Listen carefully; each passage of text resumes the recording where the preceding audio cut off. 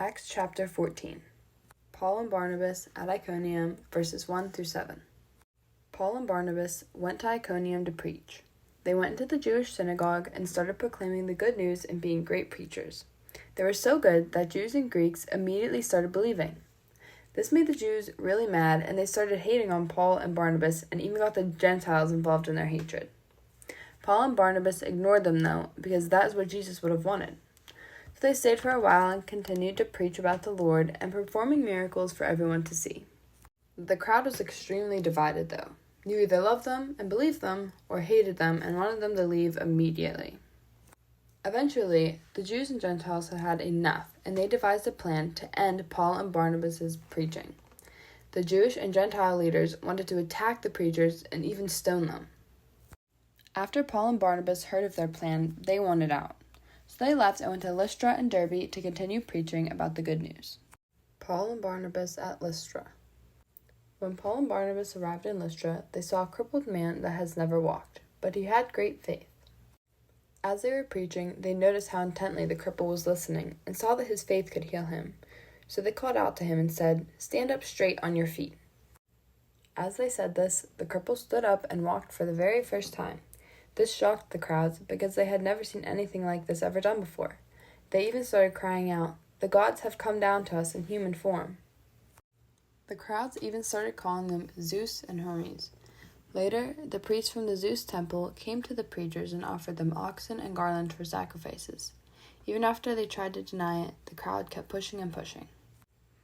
This made Paul and Barnabas furious, and they tore their garments and rushed into the crowd and shouted, "Men, why are you doing this? We are of the same nature as you, human beings.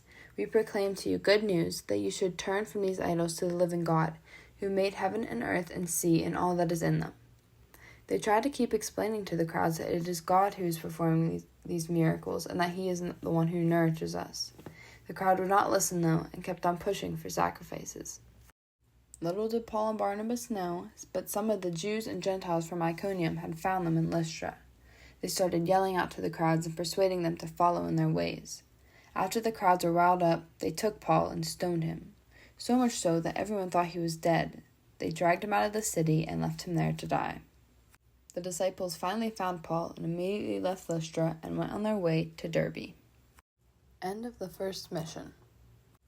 Paul and Barnabas went to Derbe and preached there for a while. After they finished, they came back to Lystra, Iconium, and Antioch. Even though some of the disciples were discouraged, Paul and Barnabas kept saying, "It is necessary for us to undergo hardships to enter the kingdom of God." While they weren't on their mission, it was important to still spread the faith. So Paul and Barnabas went around assigning presbyters to churches and made sure they prayed, fasted, and commended them to the Lord. After making sure the churches were settled, Paul and Barnabas sailed off again. This time they went to a bunch of places to spread the good news. This included Pisidia, Pamphylia, Perga, Attalia, and finally back to Antioch. When they came back, they were welcomed and congratulated for all their hard work and how many new disciples they helped believe. They finally got all the church gathered in and told of their adventures, everything that God had done, and how the Gentiles were finally involved in the faith.